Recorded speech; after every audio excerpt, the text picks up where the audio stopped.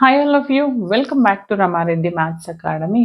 ఇదేంటి అంటే M2 2024లో ఇప్పుడు ఎవరైతే రెగ్యులర్ ఎగ్జామ్ రాస్తున్నారో అండ్ M2 సప్లీ రాస్తున్న వాళ్ళకి ఏ రెగ్యులేషన్స్ వాళ్ళకంటే కంపల్సరీ R22 రెగ్యులర్ సప్లీ రాస్తున్న వాళ్ళకి and R18 regular supply, R16 M2 వాళ్ళందరి కోసం ఏంటంటే ఈ టాపిక్ వచ్చేసి మన ఫస్ట్ యూనిట్.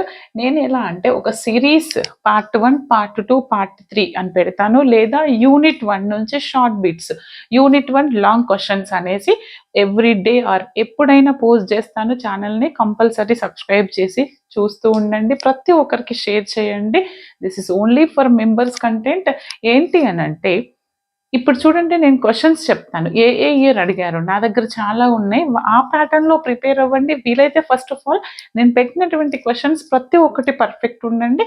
తర్వాత మన ప్లేలిస్ట్లో ఉన్న each and every problem solve చేయండి. లేటెస్ట్ వీడియోస్ ఉన్నాయి. అండ్ నేను యూనిట్ 1కి వెళ్తే మీరు JNTU R22 అని చేశాను, యూనిట్ 1, 2. అందులో అప్ టు 17, 18 వీడియోస్ తర్వాత నెక్స్ట్ 17 న్యూగా అప్లోడ్ చేసినే జరిగింది. పాత వీడియోస్ బ్లర్ అవుతున్నాయి అనుకునే వాళ్ళు కొత్త వీడియోస్ చూడండి. వాటితో పాటు పాత వీడియోలో ఉన్న ప్రాబ్లమ్స్ కూడా ప్రాక్టీస్ చేశారనుకోండి. మోర్ ఎక్స్ప్లెనేషన్ కావాలంటే ఓల్డ్ వీడియోస్ చూడండి, చాలా క్లియర్గా ఉన్నాయి.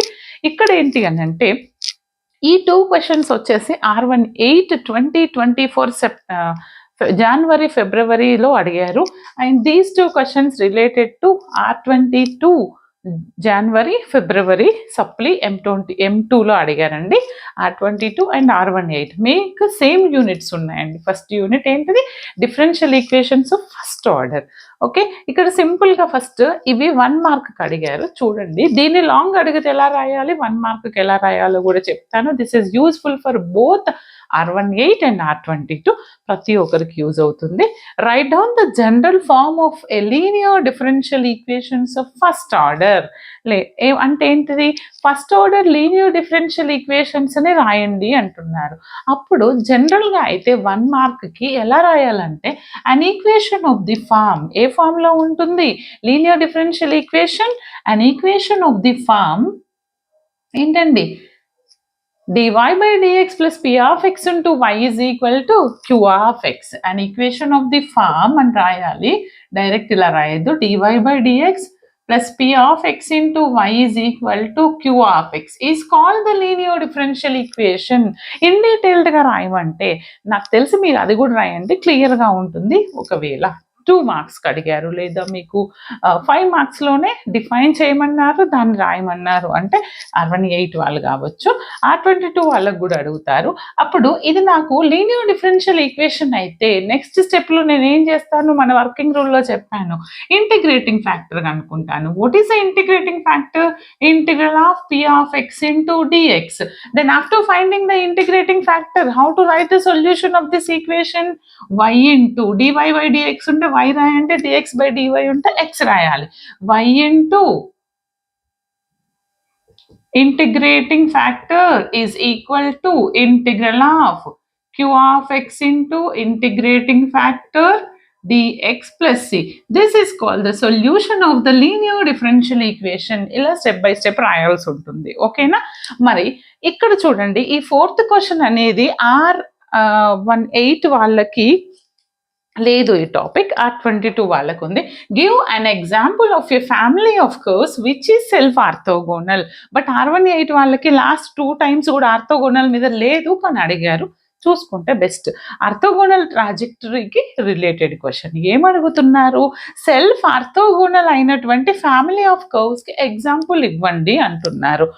మరి సెల్ఫ్ ఆర్థోగోనల్ అంటే ఏంటిది, మీరు ఏదైతే మనము ఆర్థోగోనల్ ట్రాజెక్టరీలో పరాబోలా అండ్ ఏంటి అంటే కాన్ఫోకల్ అనేది మనకి family of confocal curves and self parabolas are self orthogonals. For example, నేను ఫ్యామిలీ ఆఫ్ parabolas తీసుకుంటే that is defined y square is equal to 4a into x plus a. Okay, ఈ equation 1 మార్క్కి అడిగితే this is the self orthogonal అని రాయొచ్చు. కానీ దీన్ని ఎలా చెప్తాము సెల్ఫ్ ఆర్థోగోనల్ అనేసి, first y square is equal to 4ax plus 4a². దీన్ని మీరు డిఫరెన్షియేట్ విత్ రెస్పెక్ట్ టు ఎక్స్తో చేస్తే ఏమవుతుందంటే ఫస్ట్ 2y అవుతుంది, dy by dx which is equal to 4ax, ఇది 4a అవుతుంది, నెక్స్ట్ టర్మ్ 0, 2 క్యాన్సిల్ అవుతుంది. ఓకే, అంటే నాకు ఇది y డాష్ అనుకోండి, ఏమనుకుంటారు y డాష్ అనుకుంటే y dash or y1 your wish, y dash is equal to 2a వచ్చింది. From here a is equal to y dash by 2 వస్తుంది కదా. మీకు లాంగ్ అడిగితే ఇదంతా చేయాల్సి ఉంటుంది, మన ప్లేలిస్ట్లో ఉంది చూసుకోండి, లేదంటే నేను చెప్తాను చూడండి. ఏ వాల్యూ వచ్చింది కదా, put this A value in the main equation, అది ఈక్వేషన్ 1. ఈక్వేషన్ 1లో సబ్స్టిట్యూట్ చేస్తే ఏ వాల్యూ నాకు ఎంత వస్తుంది, y² is equal to 4a అంటే ఎంత, y dash by 2 into x plus 4a², y dash by 2 whole square. Okay, అప్పుడు ఇది ఏమవుతుంది అంటే 2 1s 2 2s, ఇది 4 అవుతుంది, ఇది 4 గెట్ క్యాన్సిల్ అవుతుంది. y² is equal to ఎంత వస్తుంది, 2y dash x, clear, plus ఇది y డాష్ వస్తుంది. This is the required solution, ఇది మనకి కావలసినటువంటి సొల్యూషన్ జనరల్గా అడిగితే. ఓకే, ఇప్పుడు మీరు సెల్ఫ్ ఆర్థోగోనల్ని ఎలా చెప్తారంటే ఈ వచ్చినటువంటి ఈక్వేషన్లో y dash is replaced by -1 by y1 or y dash is replaced by -1 by y డాష్తో రీప్లేస్ చేస్తే again you will get the same solution వస్తుంది. కావాలంటే చెక్ చేయండి, రాకపోతే కమెంట్ చేయండి. Okay, that is called the self orthogonal. Example అడిగినప్పుడు ఇలా ఇస్తే సరిపోతుంది ఇక్కడి వరకు. ఓకేనా, అండ్ తర్వాత వచ్చేసి ఇది చాలాసార్లు రిపీట్ అవుతుందండి ఈ క్వశ్చన్స్ అన్ని. Define an exact equation. What is an exact differential equation మనకు తెలుసు. ఎగ్జాక్ట్ అంటే ఏంటిది, an equation of the form ఏంటండి, an equation of the form m dx plus n dy is equal to 0 and it is also satisfies which condition, dou m by dou y is equal to dou n by dou x, then it is an exact differential equation and rasi. Therefore solution of exact is ఏంటిది, solution of exact m dx plus integral of m dx y treated as a constant plus integral of terms of n without x, n లో x లేని terms into dy equal to c. ఇక్కడి వరకు రాస్తే సరిపోతుంది. ఇది మనకి 2 marks అడిగారు, but మీరు 1 అడిగినా 2 అడిగినా టోటల్గా రాయండి.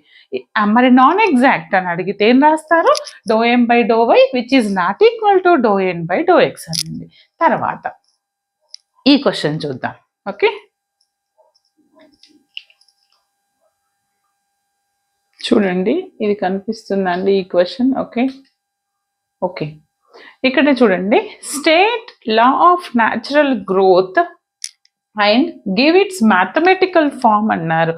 కంపల్సరీ మీరు state and prove Newton's law of cooling గుర్తుపెట్టుకోండి, statement and statement of the natural growth మన ప్లేలిస్ట్లో ఉన్నాయి, ప్రాబ్లమ్స్ చూసుకోండి. న్యాచురల్ గ్రోత్ డికే అంటే ఏంటిది, rate of the change of the amount of that chemically changed substance is proportional to the amount of the substance. అంటే అప్పుడు dx by dt which is equal to, it is proportional to the x. అప్పుడు కాన్స్టెంట్తో replace చేస్తే -kx అవుతుంది. తర్వాత separating the variables, general solution రావాలంటే integrating both sides, అప్పుడు dx by x అంటే log x అవుతుంది, దిస్ ఇస్ t అవుతుంది, అంటే -kt plus c will become to log c. అంటే అప్పుడు ఏమవుతుంది, బోత్ సైడ్స్ log అప్లై చేస్తే x is equal to what, remove all the logs, x is equal to this is log ab form లో ఉంటుంది, c e to the power of -kt అవుతుంది. అవునా, this is the differential, this is the equation for the rate of change of growth and decay. ఈ విధంగా రాయాల్సి ఉంటుంది mathematical గా. Just statement అడుగుతారండి, R22 వాళ్ళకైతే, R18 వాళ్ళకైతే ఇదంతా చేయాల్సి ఉంటుంది. Okay, next questions.